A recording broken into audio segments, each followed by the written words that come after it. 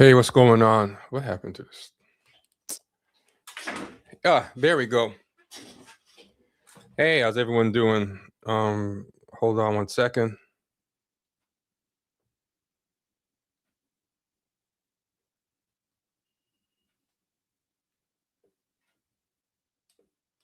Hope everyone's doing good. Hey, what's going on, fam? How you doing? Everyone, hit the.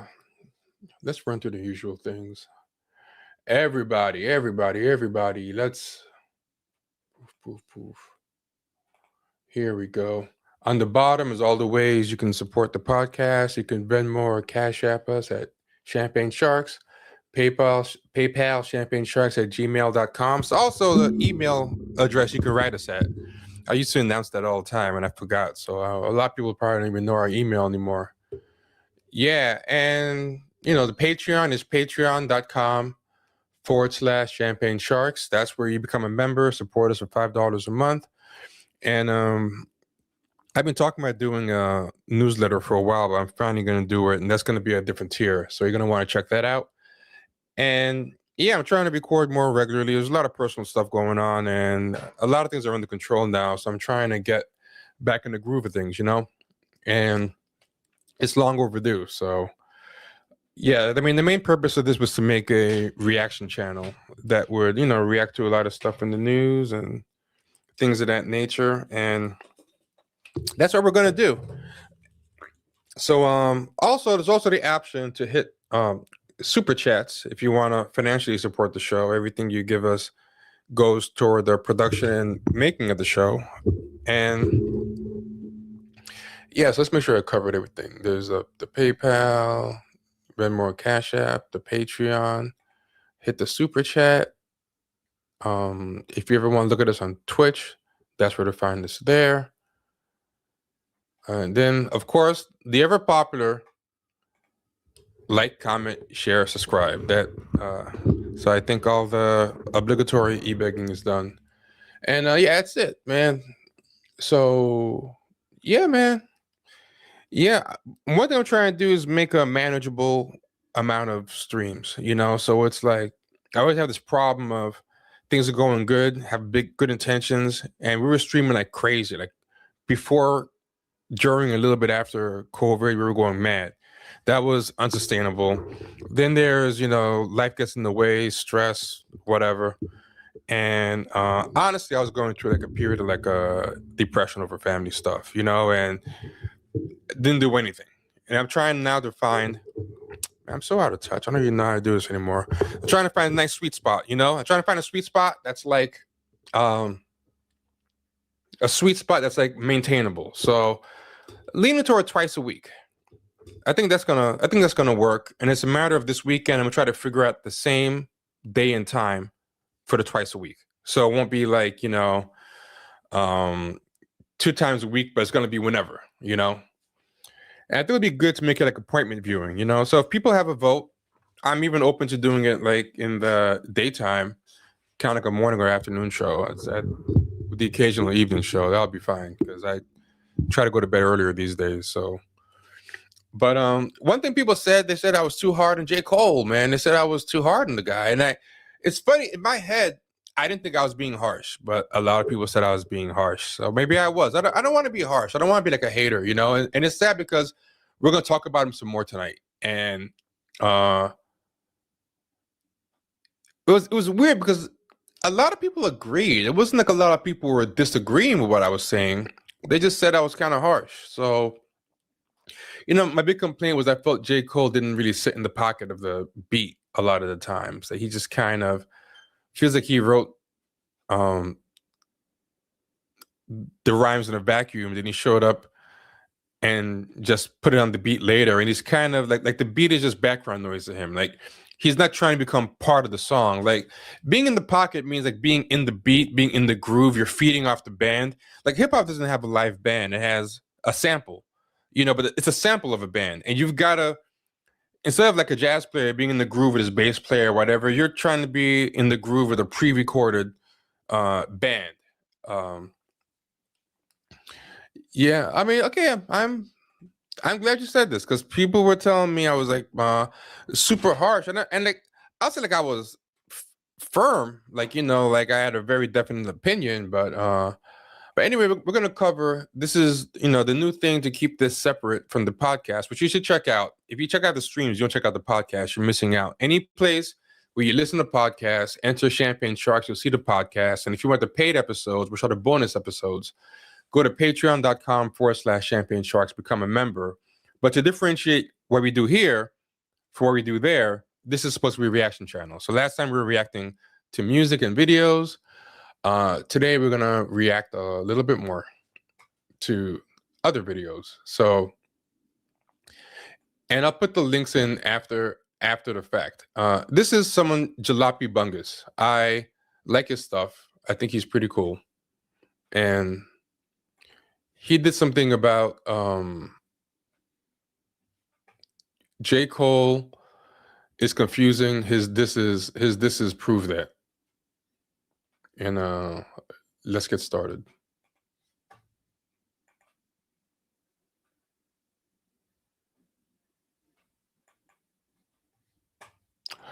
Oh, someone said something, and this is true, right? Before I get to the video, there's some rappers that can write a beat and get in pocket better than J. Cole does sometimes. These people aren't lyrical miracle at all, but know how to consistently catch a beat. I felt that way about when I heard Lil Uzi Vert. He's not like the most lyrical guy in the world, but his flow totally went with whatever beat he was using. I have to give it to him. Like, you can call him a mumble rapper, all this other stuff. But anyway, here we go. Also, let people know we're up here. Like, put it on Twitter, tell your friends, whatever. I didn't give much warning this time, so there's not a ton of people. Also, if you notice, we're doing like shorts now. You can find Champagne Sharks on TikTok. You can find it on Instagram and whatever. I will be posting like short form videos there. There are just going to be clips of this. You might have started seeing them in your timeline already. But J. Cole is confusing, and his Drake this is prove that. So let's put a little speed on this. And I try not to play the whole thing just because I want to make sure people go check out the original video. But I gotta admit, this one's gonna be hard to skip around because it's tight. It's not a lot of dead air or fat to trim on it. But let's see.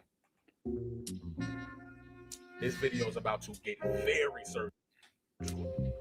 And I don't care if they're talking about killing rappers, saying he's the best. I want him to get back in that bag. I don't care if he apologized. I don't care what happened with 7 Minute Drill. If he's got a double diss, I mean, he has a lot to say, a lot to address. So if he wants to get that off his chest and make that declaration that I'm still one of the best, if not the best lyricists in this generation, please, by all means, do so. I have no problem with that. There's a lot of people out there, a lot of pundits and personalities. He can't say that. He can't go into that bag. You were the one saying I was. Bring up the clip. So this guy was one of the people saying that Cole's gotta pack it up because he gave the apology and whatever. And for the record, I'm not one of those people that think, oh, Cole gave an apology, he's soft, he's a beta male, he needs to hide his face and never show it again. I'm not one of those people. For the record, like, if he really felt that way as a result of that video, that's that rap, that's his right. I just don't like him going both ways, and you'll see what I mean. Jalopy's gonna say the same thing. But this guy here, he was one of the people, this really gets to my nerves. He's one of those people who was talking all this mess about J. Cole's got to pack it up, but then once the album is about to come out, he's anticipating it. And it's like, I hate people who make a sacrifice when nothing's at stake. Like, when there's no album to listen to, when there's no discourse to risk missing out on, you're talking all tough. But then once the stakes happen, where now you have to put up or shut up, here's your chance to boycott. Now it's been too long. Like, we need to get over it. But it's like, this is your first chance to actually act on your principle. Like, how can it conveniently be too long and trying to get over it the minute you're put to the test? Like, it's a very convenient timing. I'm never crazy about that. I never like when people do that. That's just like, I had this cousin, right? And this cousin of mine, he used to always make a big deal. This is back in the days when you got girls' numbers on scraps of paper. Cell phones were like kind of new. People were still using beepers and all that stuff. And People used to actually go to clubs and holler at girls and things like that. It wasn't like today with the apps. And you'd be talking to a girl for a little bit that you met at a club or a bar or whatever, and you collect numbers. Some people panned out, some people didn't.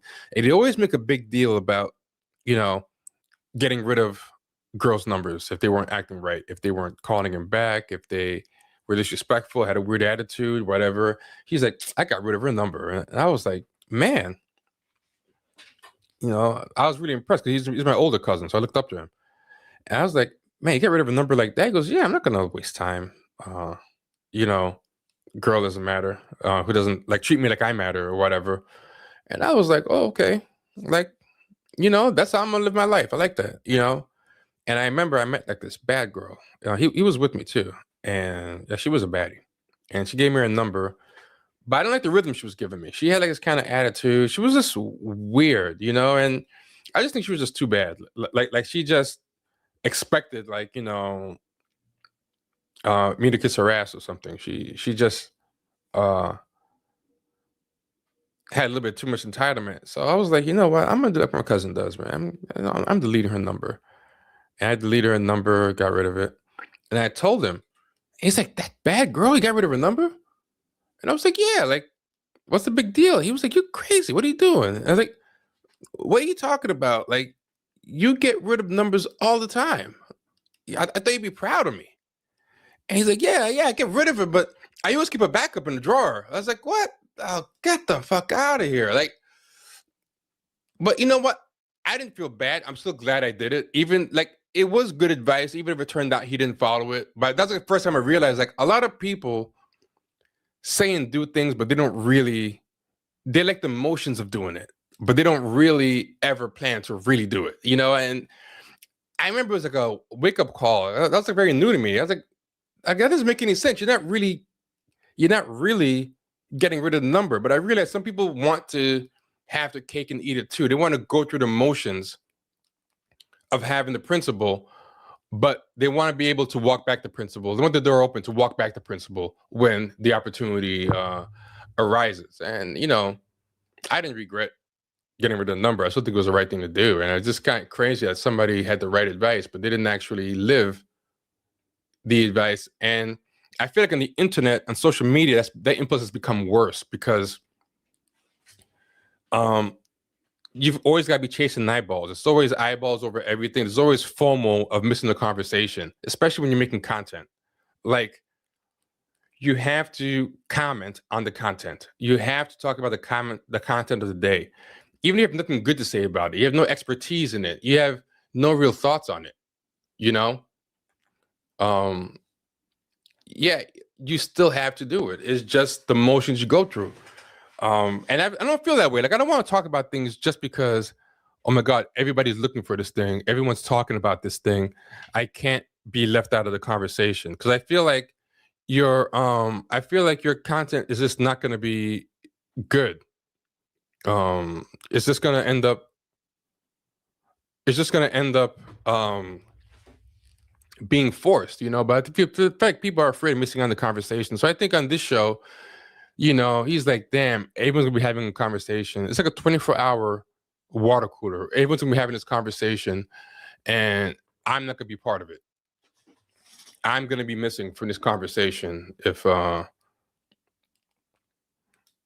don't weigh in. And people end up just walking stuff back. So yeah, people say they're gonna boycott things. Certain actor, we're done with this actor, he's canceled, whatever. And then conveniently, by the time the next project is happening, everybody's buzzing about, people find a way to watch the thing. The other thing is, though, if you are going to boycott it, then you can't weigh in on it. Because, like, there were a lot of people who were saying they're going to boycott Dave Chappelle or Harry Potter products and never did. Every time a new product actually came out, they would go, like, watch it. And it's like, make up your mind. But also, if you decide I'm not going to watch the thing, then you can't keep talking about it like you did watch it. Like, you still want to weigh in without having an informed opinion. Like, that's the other thing, people. Also, why did the chat just die? I just want to make sure. You lose everybody? Is it broke? I don't know. Anyway, back to this. This is the Ebro show. I was. Bring it up. Just Bring wanted up to the make sure we clip. didn't I'm forget. going back on my word. So they called him out for going back on his word, for saying like, he's done with this and that, and now he's copping pleas and shooting bail to J. Cole, saying that what he did wasn't so bad. And I'm somebody who thinks what J. Cole did, as far as the apology goes, was not that bad personally. So I don't have anything to walk back.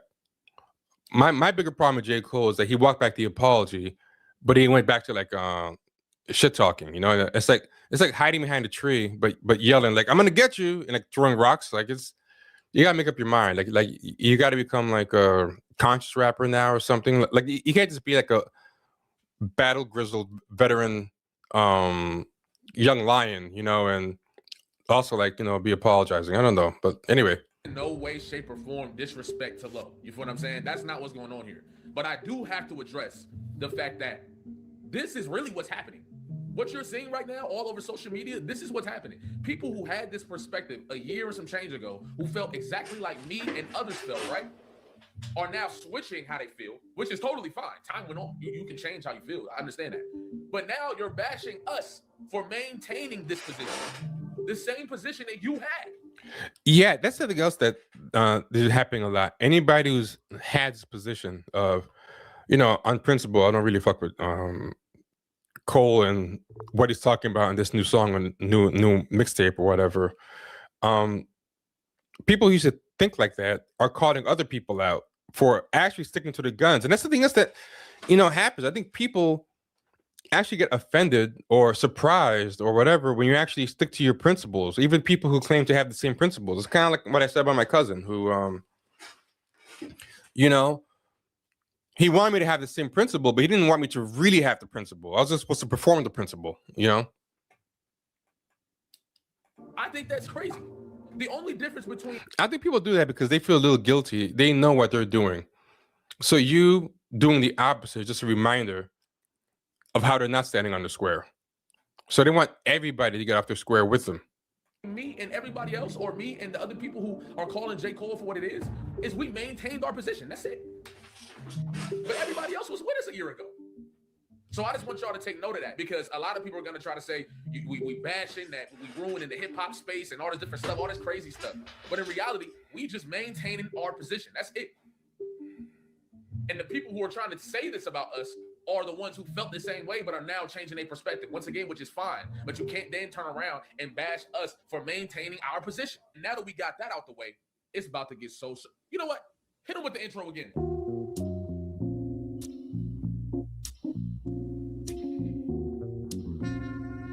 This video is about to get very surgical. Now, I don't know if y'all saw my last video. Kendrick Lamar is warning J. Cole on Squabble Up. But if you haven't seen that video, after this one, you got to go watch it, because based on recent events, that theory might actually come true. There's like only one piece that needs, and he's freestyling the classic instrumentals. Now, I appreciate J. Cole for doing this, right? Especially at his level. He doesn't have to do this. He doesn't have to rap over these classic instrumentals hosted by DJ Clue and all that. He don't got to do that. So I appreciate him for doing that. However, a lot of this feels like a continuation of Port Antonio. And we're going to break it down section by section, down to the molecule. There's a lot of propaganda. There's a lot of stuff out there that is going to try to convince you that J. Cole isn't doing what we can see him doing. So we're going to break this down to the goddamn molecule. I'm telling you. First things first. J. Cole is claiming that he left the top spot on purpose just so that he can reclaim it, man. The top ain't really what I thought it would be. And so I jumped off and landed back at the bottom and restarted at a level where I wasn't regarded as much, just to claim past them again and tell them all to keep up. Hold on, bro. Paint it in a way that he was the best and then left on his own accord. No, you were approached. Confrontation stepped to your door. After you kept talking like you was the best, you had an opportunity to prove it, and then you ran. That's what happened. We were there. Yeah, I think it's kind of weird to duck the fade, but then come back and still claim the best. And I think that's like, my problem is not with the apology, which again, a lot of people felt a different way about. But the reason why I didn't feel so bad about the apology, right? I would have judged it more if he never responded to the provocation or he never stepped back. But he did cut a diss song. He cut the diss song and he went for the jugular on it. So he did show that he was at least willing to step up and throw a punch. Maybe the apology shows that he was afraid to be in the receiving end of the punch. Someone could argue that, but I don't think of him as like some total coward or something. Like, I really do believe he might have had second thoughts or whatever. But to come back and say, start coming for people's necks, and also say that you fell off on purpose so that you could come back and lap everybody and come back on the top. Like, no, you can't back out of the race and then say that you came from behind. Like, when did you come from behind? Like, what happened between then and now that put you back on top? Who did you beat? What did you accomplish? Like, what did you do? You can't just step out of the game and then come back and say like you're the MVP. Like you duck out of the season early, let the whole season go by, and then you show up for the finals or after the finals and say you deserve to be MVP, or you showed everybody during the season you had a big comeback, and it's like, wait, you weren't even playing, like you were in the stands. So you can't rewrite history. I know the internet got a short memory, and that's why people acting the way they acted. Some of us remember. You ran from the confrontation when you were directly confronted. That's what happened. You didn't stand up. You didn't get busy. You dropped 7-minute drill. The response wasn't what you thought it was going to be, and you deleted it. I'm cool with people thinking that he did it for his inner. now I don't know. So you guys can maybe answer if you know. Do you know what he's talking about when he says the response wasn't what he thought it was going to be? Does it mean like people didn't like it the way people didn't like Jay-Z's Super Ugly, and that it was just too mean-spirited? Or they didn't like it because they thought it was whack, like Quavo's response to Chris Brown? If anybody knows, please let me know, either in the chat or the comments after the fact. Alignment and the spiritual alignment. I wasn't against that when he first said it until Port Antonio dropped. So I'm not buying that you jumped off on purpose, bro, and restarted just to climb past them, quote unquote, again. You never climbed past Kendrick in the first place. He continues this by saying, I used to be top seed. Apology dropped me way out the top 3. No problem. I'm probably my best when they doubt me. Watch me. Now, I respect building the redemption arc. Everybody loves a good redemption arc. That's fire. Like, I'm not mad at the redemption arc. But to continue to pretend as if you were undisputably the best in the game doesn't make any sense. It doesn't make any sense. The apology did drop you out of the top 3, yes. But don't isolate that from the fact that Kendrick was knocking on your door. That's the part that he won't admit. He's trying to make it seem like, oh yeah, that was just a decision that I made. But I wouldn't have lost the battle, dog. I would have lost the bro. It's the same thing. Before I break down this third thing, bro, I want y'all to just read the lyrics first, because this is going to irritate me, okay? Known as the rap game that's been overcome with loads of marketing plans based on randomly dissing and hating on the next man. I understand. Imagine working hard as you can on this album you plan, hoping it charges your brand, but as soon as you drop it, the world's ignoring it again. Got you wondering why till you start to notice the trend. Drama enhances the attention brought to the fans on popular channels, so you want to hop on a bandwagon of battle rapping and throwing shots in the jam. I had my chance, but I dropped it, which means my only option to do the opposite then. Hold on, bro. Let me get this straight, bro. So now you're trying to make it seem like battling in hip hop, saying you're the best in hip hop, saying that you're better than everybody in hip hop, wanting to compete against your peers is the industry's marketing plans. Like, that didn't exist prior to the industry. Like, hip hop don't got multiple elements of battling. Yeah, blaming that on some industry machinations or whatever. Like, battling is as hip hop as it gets. Outside of rapping, dance battles, graffiti battles. What are we talking about? And you got everybody running around trying to reiterate this narrative to put themselves in this moral high ground and not realizing, bro, this is hip hop. This is hip hop. Battle rapping is hip hop. Saying you better than everybody is hip hop. KRS-One, 50 Cent, Kendrick Lamar, like, we got, bro, Tupac, Nas, Biggie Smalls. Yeah, this needs context, because you got to remember, there's a delay from me to you. So when you just say something like, I don't think the apology did that, I'm not sure what you're talking about. I don't know if you're talking about something I said, something Jalopy saying, something in the chat. But yeah, I'm just curious. Oh, what are we talking about? Nigga, you. The same dude who trying to act like this is loads of marketing plans. Meanwhile, you taking shots at Joey Badass in the same paragraph. How are y'all buying this shit, bro?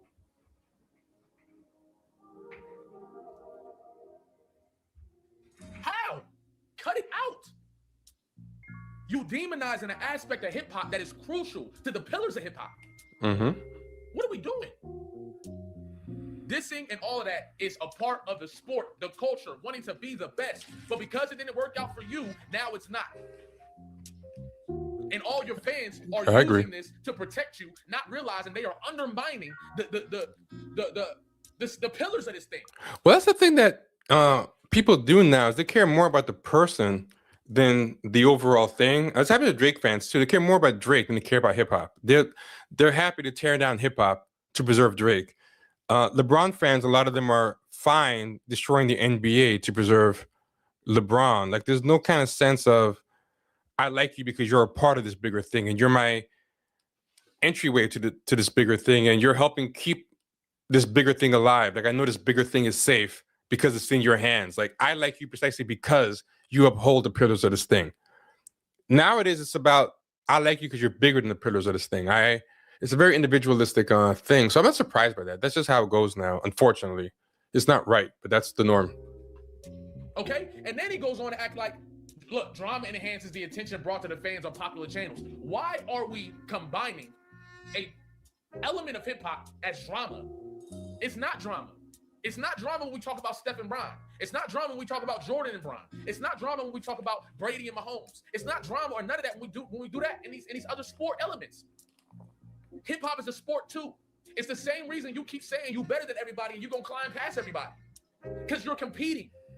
But because you lost, competing and dissing is a problem. Even though you diss probably more than anybody. Yeah, he does a lot of people. He does Kanye. There's nothing he does. He kind of disses people, then changes his mind. Like the blatant apologies is one thing, but he just no name, then walked it back. He dissed Kanye and then equivocated on it. I think the Little Pump guy, I don't think he ever backtracked on, but that was like an easy target. But I feel like he either goes for easy targets or he goes for hard targets and then walks it back. So, yeah. Like, how are people buying into this? In the same paragraph that he's demonizing, dissing, and battling, he's dissing somebody. How are y'all playing into this? So you want to hop on a bandwagon of battle rap? Boy, if you... Boy. I think you got out of the chair. So now battling as hip-hop is hopping on a bandwagon. What are y'all doing? We was talking about this all 2025. How hip-hop's a sport. How you gotta earn your keep. How you go get your spot. But you know, I wouldn't even feel so bad about that take if his own rhymes didn't constantly say the opposite. Like he's somebody who's always kind of talking about like he's keeping the traditions alive of battling, of wanting to be the best. You know what I'm saying? Like if he just believed that battling was negative, because believe it or not, there were people even back in the days of you know, the golden era of hip hop who used to complain about all the battling and say it's too much battling, it's too much. Let's have more unity in hip hop. All this who can beat who and sucker MCs just gotta go, especially during like the kind of Hotep Afrocentric phase.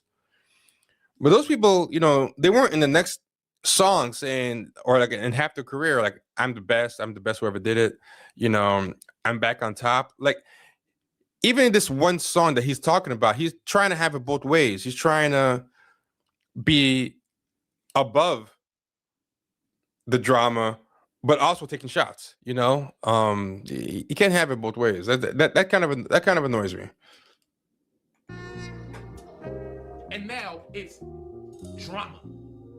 Now it's getting on the bandwagon. Now let's talk about the Drake disses, okay? For whatever reason, there are some people that think these bars aren't for Drake. So before I get to the narrative part, I gotta prove why they are for Drake, which won't be difficult at all. There's actually some people that think these bars are for Kendrick, which in my perspective is delusional. But we know that J. Cole is aware that he can amplify narratives against Kendrick without really necessarily addressing him, the same way he did in Port Antonio. We'll talk about that in a different video. But first, let's break down how these bars are clearly about Drake. Okay, number one, a lot of rappers make gold and be prone to lose it. So quick thing, one weird thing about the Port Antonio thing is that I didn't listen to the song Port Antonio, but apparently he was bigging up Drake left and right through the song, saying that he loves Drake and all that stuff. So that's another thing I'm curious about, like what changed between Port Antonio and this? Drums, dumb niggas sold they soul to Lucian. That's the first bar. A lot of people's argument that this isn't about Drake is a lot of people are under Lucian. He could be talking about anybody. Okay, if that's the case, he's contradicting the fact that he had issues with dissing earlier in the mixtape. Yep. First and foremost. Number one. Number two, Drake is the biggest representation of what he's talking about. The UMG lawsuit was worldwide coverage. In that worldwide coverage, right, you got to notice that UMG put in paperwork that they own the bulk of Drake's catalog. They own the bulk of what Drake has produced over his. So this is just proving that it was about Drake, which is true. I mean, he makes the case pretty well. If you want to see how he proves it, you can go ahead, because I don't want to again play his whole video.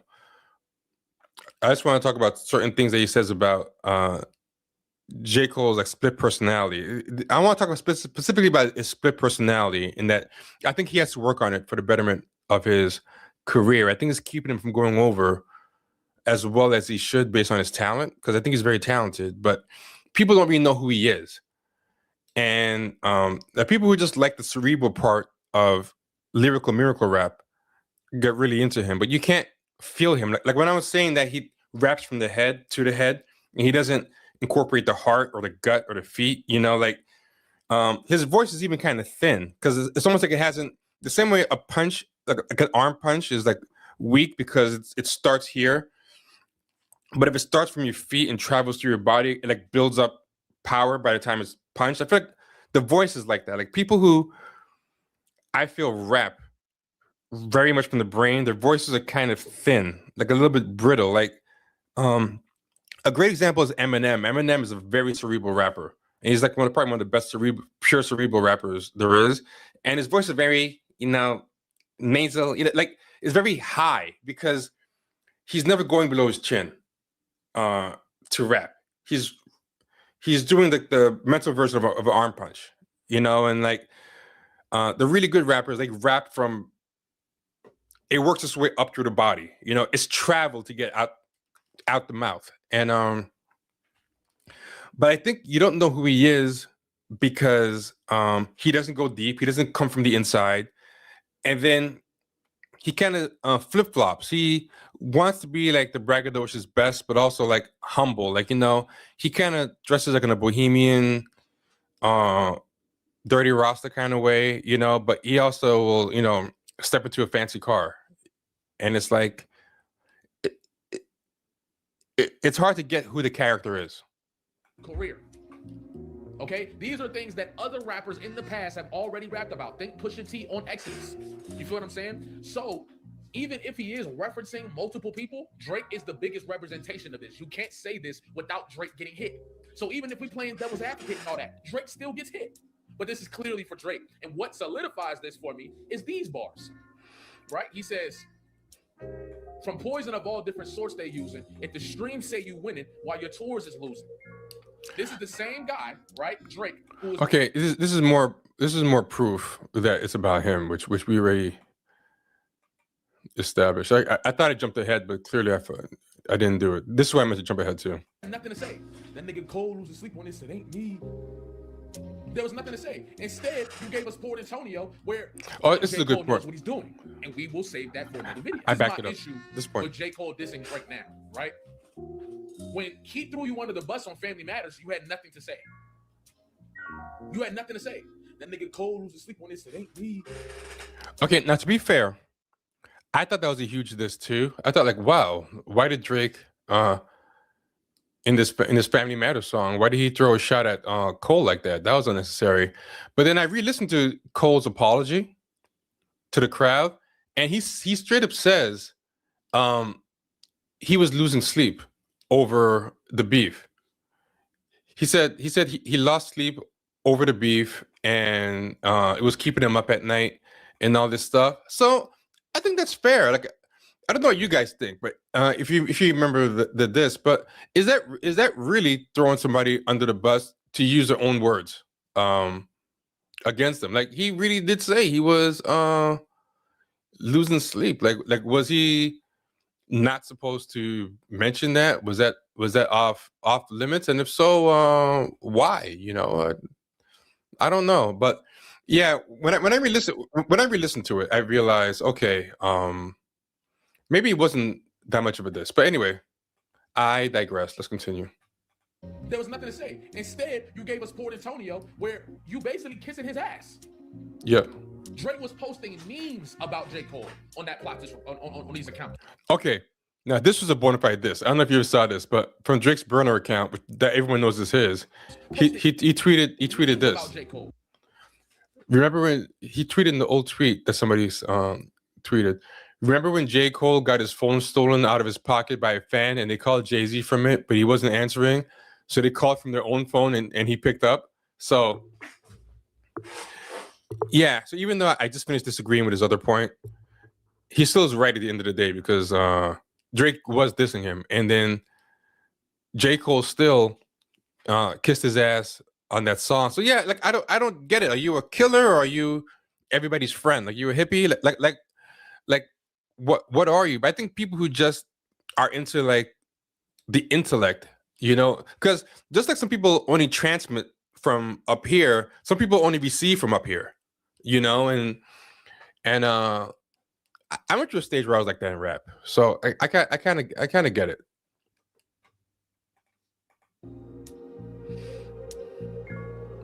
That was a And funny what did J. tweet. Cole do? He responds with Port Antonio by amplifying narratives against Kendrick Lamar, but then bigging up Drake.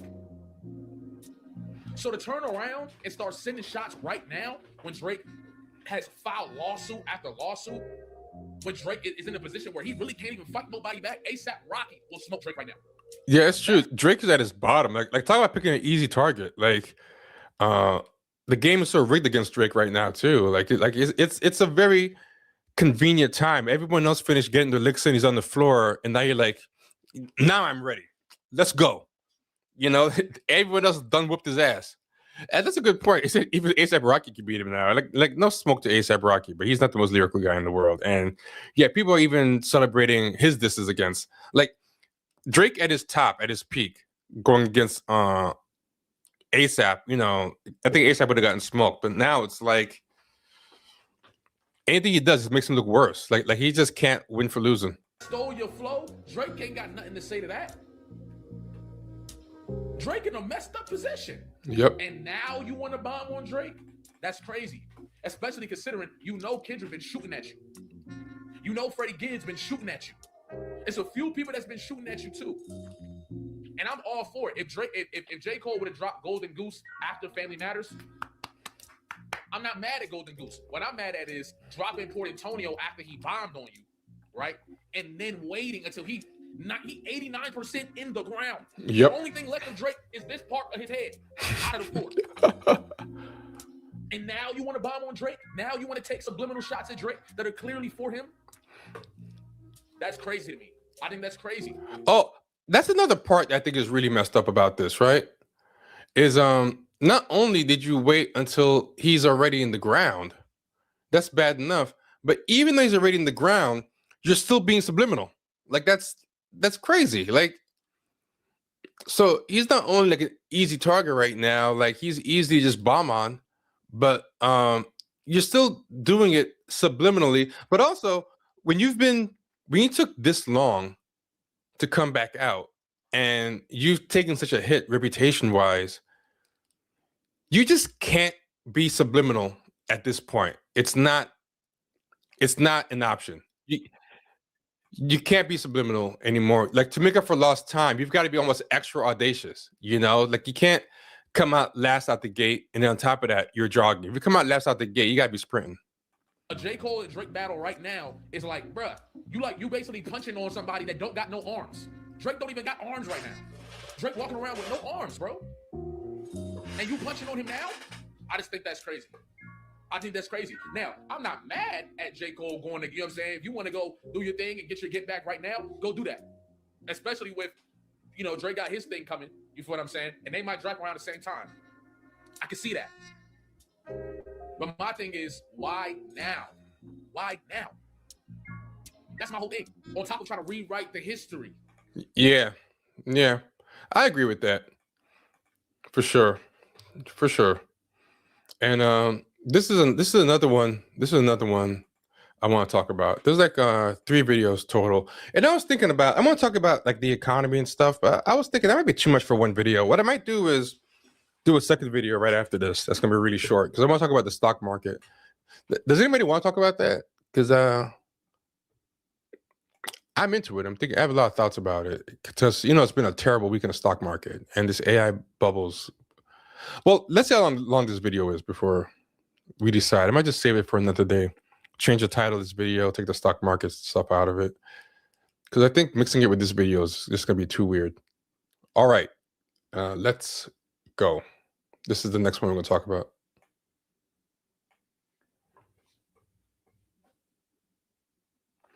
This is by Charles Brown. When J. Cole fans' excuses don't work. This was a good one too. A J. Cole fan story. J. Cole, they are on my post daily.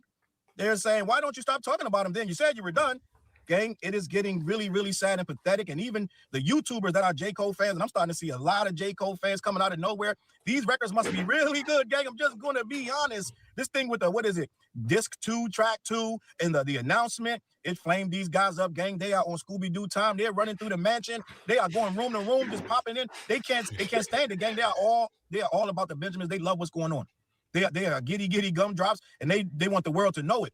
But in that euphoria of dancing around like Tom Cruise in Risky Business, sliding all through the house, right, with a bottle of whatever, they realize the rest of the world is not feeling the same. Even the YouTubers, gang, I'm seeing a bunch of YouTubers that are crashing under the weight of these excuses, and they're starting to name call, gang. We're stupid, we're dumb, we're weird. They don't understand why we're still carrying a torch. But what I'm noticing, gang, I'm just going to be honest. I am noticing the shift is not what they thought. They thought that J. Cole was going to come out and deflect, rewrite this narrative, and get all these YouTubers. Yeah. I kind of know why all these YouTubers are kind of falling in line with. Yeah, a lot of YouTubers are falling in line, but to be fair, it's the mainstream YouTubers. This is what I noticed. Part of the problem isn't just missing out on conversations. It's about missing out on access. People like me, people like Charles Brown, people like Jalopy Bungus were people who he's in his car, I'm in my home office, other guys in his living room or whatever. We're in no danger of losing access to these people because we were in no chance of getting access to these people, so it's easy for us to talk freely. But the other guy, before the first one I was walking it back, he's part of Ebro's podcast. I think that people like that, they always think I might get somebody from J. Cole's record label on here. I might get J. Cole himself. I don't want to cut off the access. Part of my appeal, part of my shtick is having access to celebrities, So in those cases, it kind of makes sense. It makes sense a little bit. You don't want to burn those bridges and whatever. That's why I don't really like listening to people who have access too much, because it's always like neuter. I like listening to just regular people talk about stuff because they can be honest in the way that they access people. I only like access people if they're going to interview an artist, and the artist is a good interviewer and I want to hear what he has to say. But if they're just by themselves breaking stuff down, I tend to not like them because they tend to always be managing the narrative. So he's talking about all these YouTubers, but for him to be specific, what he really means is the access YouTubers, because I don't think this was a problem at all with regular Joe YouTubers. If anything, they were all dogpiling Cole. This whole thing, right? And I got a video coming about what if this was 50 Cent? We would be saying a different story. If it was somebody that was hated, wouldn't be all these excuses. But we got a guy that's kind of loved and revered, right? Before this whole battle, it was some questions, but they weren't enough. But now, after this so-called battle with J. Cole and the one that he never let Kendrick respond to, Cole's reputation has soured, right? Deleted and a lot of other people. That's a good point too. In some ways, I think it's worse to take your shot and then apologize. You get a cheap shot on somebody and then you're like, let's have peace. So in one way, I think he's better that at least he did try and step up to the fight, even if he did later apologize. But on the other hand, it's like, in a way that's worse because you took your shot, it's recorded on wax, whatever, and you get the benefit of precluding the response. Such as myself have questioned J. Cole, but for some reason, gang, I can name you. If I sat here long enough, I can give you 20, 30 YouTubers who, like I've been saying, are really excited about this album. So they have every reason to shift this narrative and keep questioning why we keep bringing up that J. Cole apologized. They keep trying to minimize it and make it this small blip on the radar. They keep trying to make it like we're the problem, right? I told you 2 years ago when J. Cole first apologized, they were calling me a Neanderthal. You just want to see black men fight. You see a guy trying to be positive. Remember that when it first happened, gang? By the end of that night, and that makes no sense too, because you just want to see black men fight. But if that's the case, when J. Cole dropped this, you weren't attacking J. Cole. Hey, J. Cole, why are you dropping this? You just want to be another black man fighting. They weren't saying that. So like you know, they don't really mean it. Especially the consecutive days going forward. If you weren't on board with this apology from this spiritual monk, right? I told you that show used to come on called Kung Fu, and he was walking the earth in search of enlightenment. They made J. Cole out to be this stick-carrying Kung Fu person walking the earth looking for enlightenment, and we were just too uneducated to understand. So back then, that was the narrative, and they've been carrying that narrative so long that I forgot who started it and why. But somehow it was J. Cole was told in no uncertain terms that the battle was going to get messy, right? We got some new information from Maul, of all people, that J. Cole has stopped talking to Drake after a visit or a call from Kendrick, and he wants to know why. I got a video coming about that. But somehow, some way, most of J. Cole's fans and the peace-loving, faux, monk-like hip-hop fans, for lack of a better word, because you really can't be a fan of hip-hop if you're really talking this peace and love over everything, because hip-hop is a competitive sport, gang. So you might be thinking about a different type of a different type of genre, right? So let's just start there. But end of the day, we were told that J. Cole got gassed up, right? I watched some YouTubers today still peddling this, and they still want you to believe it, and they're resorting to, like I said, name calling, and now we're the problem because we won't let it go and just listen to J. Cole's raps. But J. Cole allegedly got gassed up to write this 7-minute drill, and he thought it was going to be a friendly fade, right? I don't know what kind of fade is friendly, but okay, that term really make no sense, right? Friendly fade, right? This two niggas gonna fight. Somebody gonna punch somebody in the mouth, and it's gonna get messy. Ain't no such thing as a friendly fade, but they wanted to. Yeah, this guy goes on for a while. I think again, I don't want to play his own video, so I forgot that YouTube can do this. YouTube can actually summarize, and you can jump in. So yeah, this is funny. He talks about and a lot of people's fans do this. LeBron's fans do this. Drake's fans does this, where they kind of turn him into a baby when it's convenient and say, like, you know, he's a victim of manipulation or whatever. Like they remove his agency when it's convenient. And this is the part I thought was good. The hypocrisy.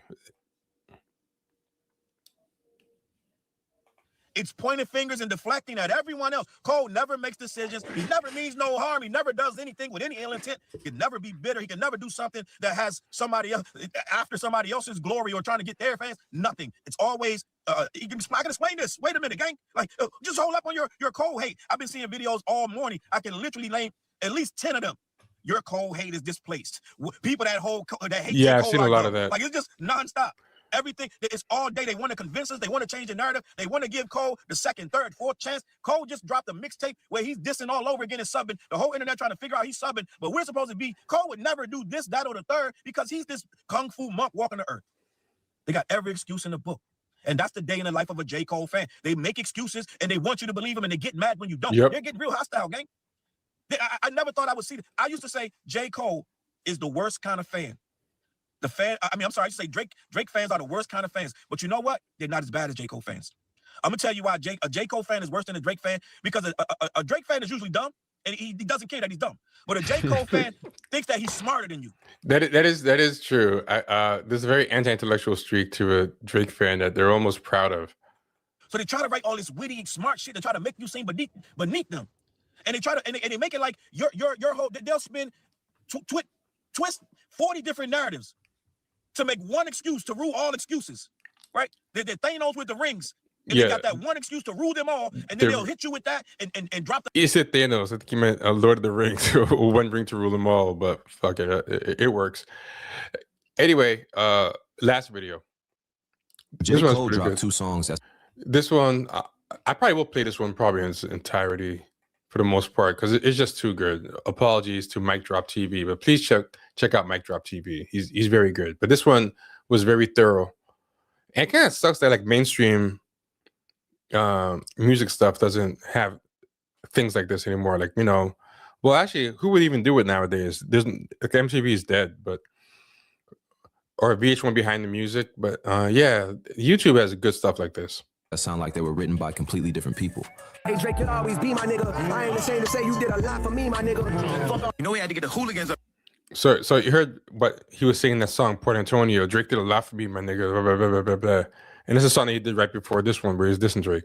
We gonna take this pussy nigga out. Yo, Dot, I got For crumbs, dumb throw they sold illusion. Universal distribution, but I own the music. Best still breathing, leaving no confusion.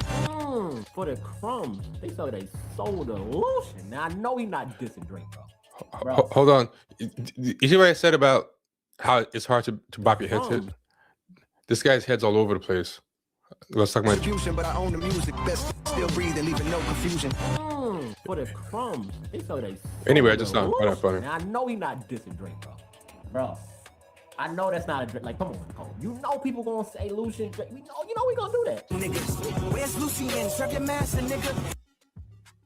On Port Antonio, he's calling Drake my nigga and saying he's finally free after being stripped of his spot. They stripped me of my spot and now I'm finally free, my nigga. On Golden Goose, he sneak dissing claiming, I'm on top, you can't knock me off my spot. Though they hoping loosens. Nah, I'm on top, you can't knock me off my spot. Fuck y'all, I won't stop till. So that was a lie. Today, I'm breaking down how Cole managed to contradict himself so thoroughly that it feels like we're hearing from two different personalities fighting for control of the same microphone. Let's go. The split personality. Have you ever listened to two songs from the same artist and wondered if they were recorded by the same person? That's exactly what happens when you play J. Cole's Port Antonio back to back with Golden Goose. Sometimes it may be good, sometimes it may be shit. These tracks don't just have different vibes, they have completely contradictory messages, opposing attitudes, and conflicting versions of who J. Cole actually is. Sometimes it may be good, sometimes it may be shit. On one song, he's the mature peacemaker who values friendship over competition. On the other, he's the competitive assassin throwing subliminal shots at his friends. On one track, he accepts being knocked off his pedestal and calls it freedom. On the next, he claims nobody can knock him off because he's on top. It's like listening to Dr. Jekyll and Mr. Hyde having a conversation through rap music. Today, I'm breaking down every major contradiction between these two songs and explaining why they reveal Cole's deepest psychological conflicts about competition, loyalty, and his place in hip-hop hierarchy. Because when you say opposite things on consecutive tracks, you're not being complex, you're being confused. Yeah. Contradiction number one, the Drake flip. Let's start with the most glaring contradiction, how Cole treats Drake. Port Antonio Cole says, Drake, you'll always be my nigga, / I ain't ashamed to say you did a lot for me, my nigga. Gay! This is the loyal friend version of Cole. He's publicly showing love, acknowledging Drake's role in his career, and positioning himself as the mature one who values relationships over industry politics. I got you, homie. Golden Goose Cole says, if the streams say you're winning, why your tours is losing? When the math ain't mathin', of course you're juicing. That mean the bots is boosting. Cut the tough guy image. It is not conducive to breathing. Hold up. This is clearly about Drake, questioning his streaming numbers, referencing his recent tour struggles, accusing him of using bots, and telling him to drop the tough guy act. Wait a minute. Who are you? So which is it, Jermaine? Is Drake your loyal friend who did a lot for you? Or is he a fake tough guy with inflated numbers who needs to be checked? But then what he's doing? Why you bullying me? You fucking bitch, you bully me. Everyone else liquid asking you why you bullying me. You fucking know. You can't call someone my nigga on one song and then accuse them of fraud on the next song. That's not artistic complexity. That's just talking out of both sides of your mouth. Contradiction number two. I don't know why this guy keeps showing pictures of Mano in the quick cuts. A lot of these pictures is kind of random, but I mean, whatever. The spot confusion. The second major contradiction is about Cole's position in hip-hop hierarchy. Port Antonio Cole says, they stripped me of my spot, and now I'm finally free, my nigga. This is acceptance. Cole is acknowledging that the Kendrick apology cost him his place in the Big Three conversation, but he's framing it as liberation. He doesn't need that spot anymore because he's above the competition. Golden Goose Cole says, nah, I'm on top. You can't knock me off my spot. Oh, shit. Here we go again. Wait, what? Now he's claiming he's still on top and nobody can remove him from his position? I don't think you have the facilities for that, big man. These statements are mathematically impossible to both be true.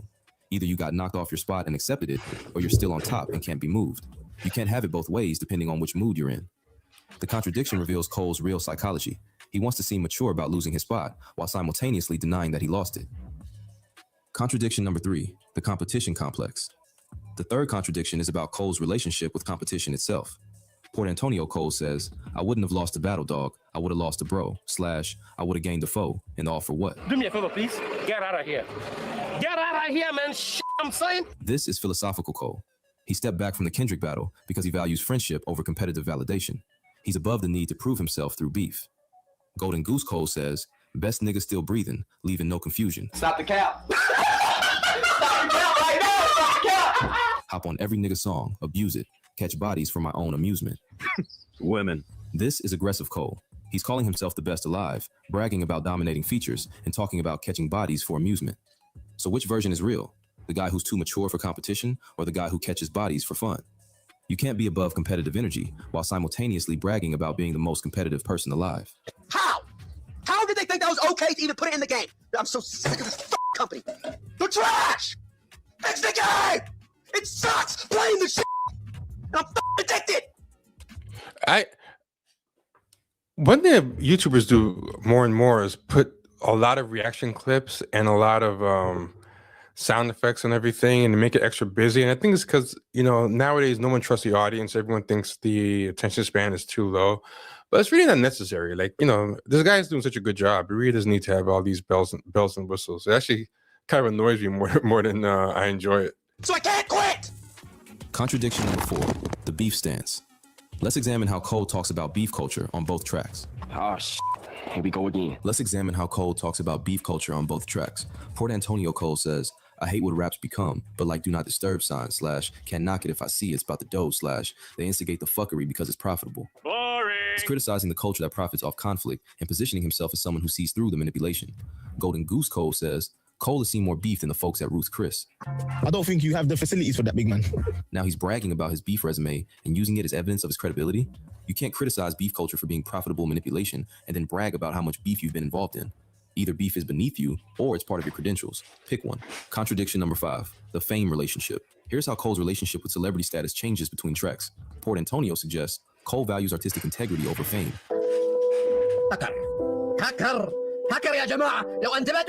Chooses peace over validation and is secure enough to walk away from competitive situations. I'm here to tell you right now, we don't care. Let me tell you, we don't care. Golden Goose Cole says, I despise my celebrity. I ain't into fame.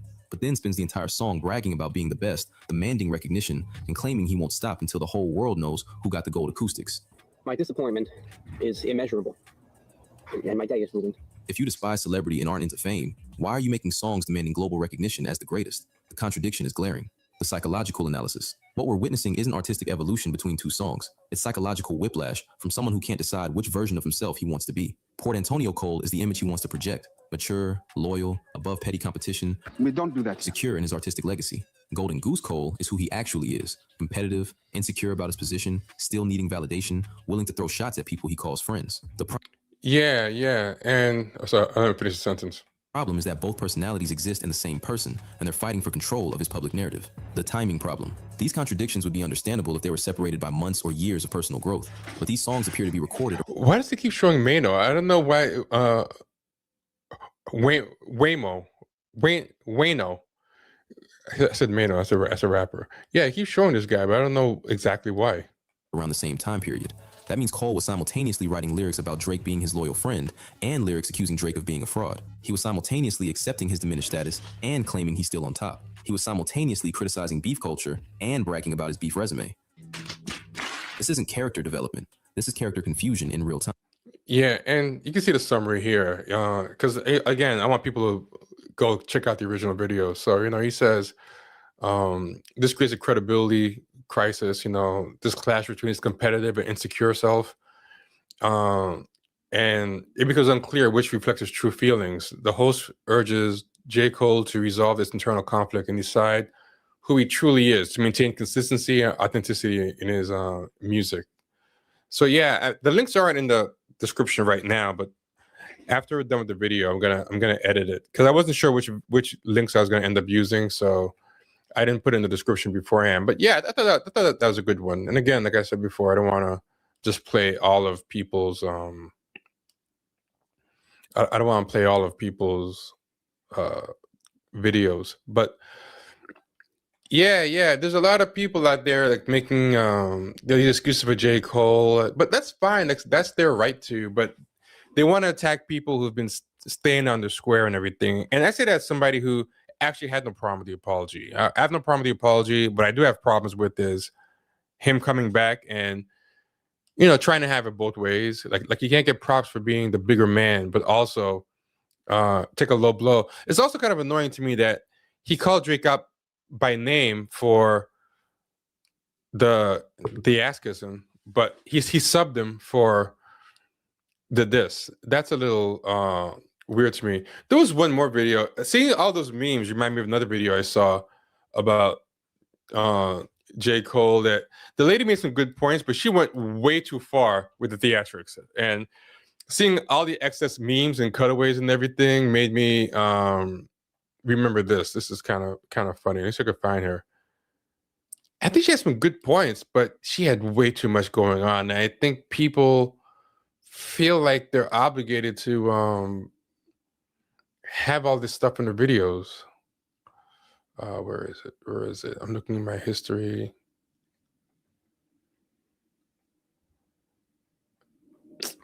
Where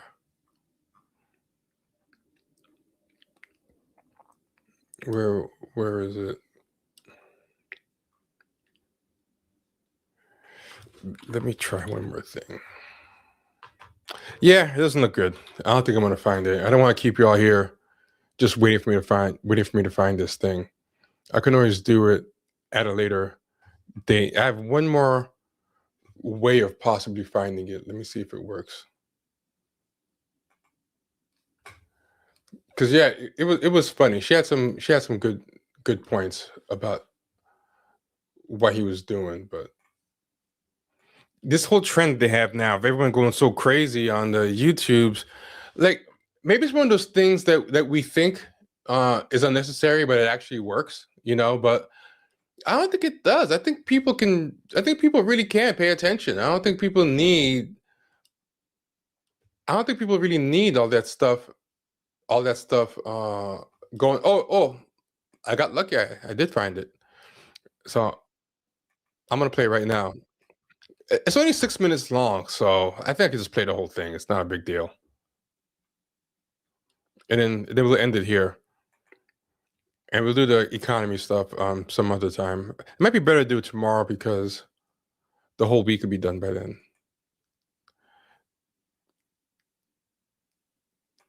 J. Cole play all up in our faces right now, right?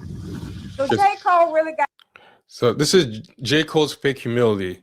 The truth behind is I'm just a regular. So let's go on. And also, what's her name? Her name is Dr. PNP. I don't know if she's an actual doctor in that. But anyway.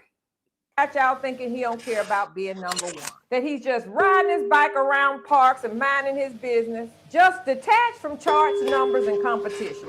It really all boils down to a fear of losing, what that loss could cost you, and how fake humility is still ego.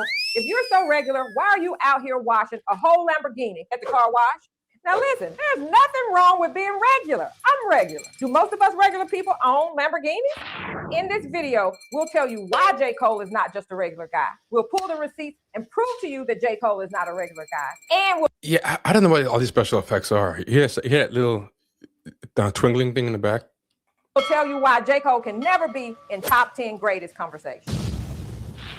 Hello, everybody. I'm Dr. PNP, and consider this a hip-hop checkup because sometimes the culture needs a second opinion. So J. Cole has an album coming out in February. Recently, he stepped into a battle, dropped 7-minute drill, deleted it, then bowed out of a rap battle with an apology, and his excuse was he didn't want to lose a friend. That explanation sounds very mature until you line it up with his lyrics, his branding, and his lifelong career positioning. It just doesn't hold up. And what I see isn't growth and maturity. It's legacy anxiety, because fake humility. Legacy anxiety, I thought, was a great term, and I actually used it in the video earlier in the week where I said that I think millennials have a kind of legacy anxiety, and I don't think it's totally their fault because it's almost like everything has kind of been done already, and there's no new place to take anything, But yeah, that's a very good point. Legacy anxiety is very good, and a lot of people in J. Cole's age range, I think, have legacy anxiety. Like even as a generation, I think there's a feeling like, what is our big mark gonna be? But I hate that to sit through all that crazy busy stuff to get to it. But I mean, it's a short video, so it's not the worst thing in the world. She seems like a nice lady. Is still ego. And saying I don't care about being the greatest while constantly reminding us that you could be the greatest, that's not detachment. It looks like insurance and it smells like insecurity. It's always the person who pretends he's unbothered that's really bothered. They just don't have the emotional language to explain that this really matters to me, and I'm afraid you may see who I really am. And what it really feels like is J. Cole wants us to give him a participation prize. What I wonder, what is a PNP? I wonder if she's like some kind of therapist or something, because I think her psychological breakdown is pretty good. Like is J. Cole wants us to give him a participation prize for jumping into a battle, bowing out, and never competing. And then, as his consolation prize, he gets to still be mentioned in this fictitious big three. It's not humility, people. That's control. And if you really don't care, you wouldn't need us to believe that you don't care. This very image protects him from judgment. And this is where the legacy anxiety kicks in. Just hear me out. What I sense is not moral growth. I sense some legacy anxiety. That's my new name and description I've given J. Cole. If you're successful at convincing your fans that you don't care about being the greatest and you lose or step back, you didn't really lose. You just visually opted out. Now, y'all, what kind of backyard barbecue cookout logic is that? Well, if you're J. Cole, it makes perfect sense because in his mind, it protects his reputation and his brand, and y'all keep believing it and keep buying his record. Because if he would have lost that battle, it wouldn't have meant just losing to Kendrick. It would have represented losing the battle of the image he had already built. And that image is rapping about rap. And it's definitely not about a diss record. This is about a fear of losing and what that loss could potentially cost. Rapping about rap. It's the same thing I said. Like, he's always rapping about rap. Austin. Hit that thumbs up button and subscribe. Now let's get back to J. Cole. Do you have a Lamborghini? Are you washing your Lamborghini at the car wash? Cole ain't like us, and that's okay. Be rich, black man, but stop fooling us. Let's do a quick reality check. Spoiler alert! Number one, J. Cole is a rich rapper. He's not regular like you. Number two, Yep. J. Cole is an elite lyricist, but he's not in the top 10 greatest rappers. And number three, That's a pretty bold statement. I wonder how people watching feel about that. J. Cole absolutely positively does care. You don't just say, I'm like Muhammad Ali, beat your chest, and I'm big as the Super Bowl, and then try and pretend your ego was never a part of the equation. And you don't spend your whole life trying to be great and then suddenly want us to think that greatness doesn't matter. So let me pull my receipts. Let's pull the receipts to prove that you really do care. If you didn't care, you wouldn't dedicate your life to lyricism. He could have just made a bop. He wouldn't always be taunting being the best on all of his raps. Yeah. And he wouldn't be trying to align himself and position himself with the greatest like Jay-Z and Nas. They are clearly the actions of someone who deeply cares. Speaking of aligning himself with the greatest, like he remakes a DJ Clue mixtape using the beats of like The Lox and Mace and Black Rob and DMX. Like, you know, like you're trying to put yourself in people's minds with these people. Like, there's a reason you chose those people to rap over, because you kind of want to place yourself in their legacy, you know, which is why, like when Vita said yesterday, there's a lot of you know, bad rap that I played for them, and it's true. I play some like I have a guilty pleasure for some mush mouth rap sometimes. Like I like some of that new trap stuff sometimes if it's got a bop. But those guys, they're not pretending or putting something in a conversation with the all-time greats, you know. And also those guys, even though not as lyrical as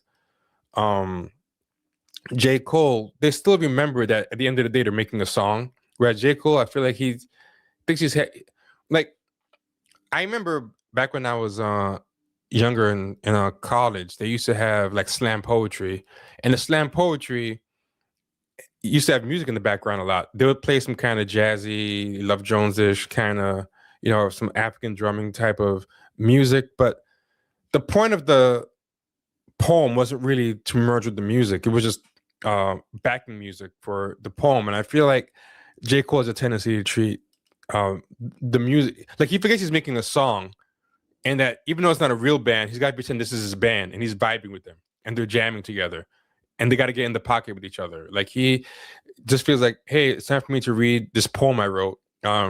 Put some background music for me while I read my poem and show you what a good poet I am. but wants you to think he doesn't care because it gives him a built-in escape plan. And here are the reasons why he can't be the greatest. It's the most important part because it's the part that matters culturally. It's not because he stepped out of a rap battle and called truce when he realized he couldn't win. And it's not always because he clearly doesn't listen to his team. And it's not the aesthetic of the crossover appeal.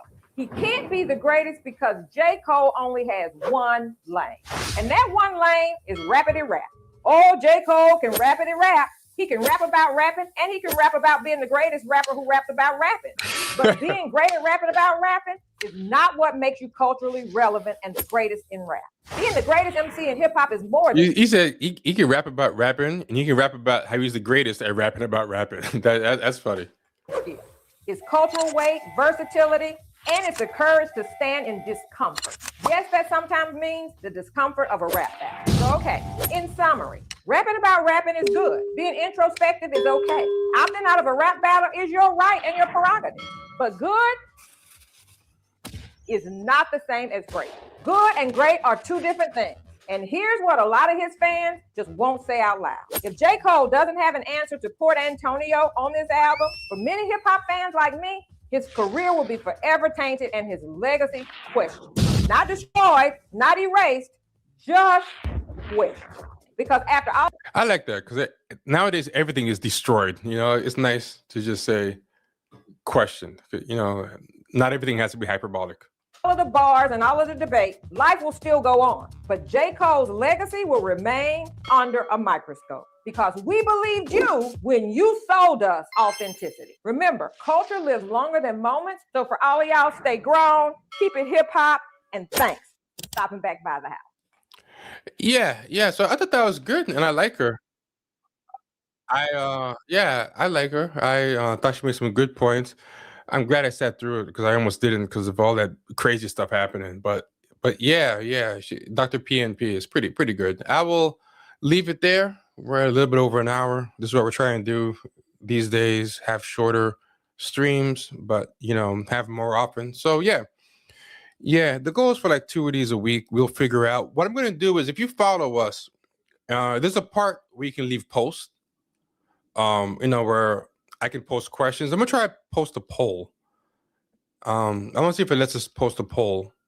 I think YouTube lets you do that. I want to find out when people would like regular streams, or people would like daytime streams, evening streams. Like to have the other sharks on, those would have to be evening streams because they're on West Coast time. But for the ones by myself, I can do those pretty much anytime. So yeah, everybody, be good. Hope you all enjoyed this, and I'm done talking about J. Cole for a while, but at least on the streams. But we are going to review the album on the podcast when it comes out. We're going to have all the sharks on to talk about the album. So go look up Champagne Sharks, the podcast, and listen there. The album comes out tomorrow, and we're going to review it there because the last video we did where we talked about certain songs, we got like 5 copyright strikes. Like it's just not worth it. And I was trying to keep hitting pause. I kept hitting pause, and I was trying to cut it up so that it wouldn't trigger the fair use. It doesn't work. So yeah, if you want to hear us review music in real time and like play it and all that stuff, you should definitely listen to the podcast. Become a member of the Patreon. Nah, I'm done with this stuff, man. I went through that phase, especially during COVID, where I was watching all the trash IP stuff. Remember that Media Masochist phase? That shit melted my brain. And I haven't watched a Marvel movie in like whatever one came. I think the last one I saw was Endgame. I watched some of the Disney Plus shows and they were just really bad. And Wonder Man's not a movie, right? I'll say this. I'm trying to be more responsive to what the fans like. If a lot of people ask us to talk about this Wonder Man show, if that's something that comes up, then I'll do it. Like if there's a demand for it. But left to my own devices, I just don't really want to watch a lot of IP stuff anymore. It just makes me too upset with how bad it is. But yeah, we'll talk soon, everybody. Be good. Later. Oh, I'll have a haircut by next time you see me. so I won't look so man in the woods. All right. We'll talk to you soon. Bye.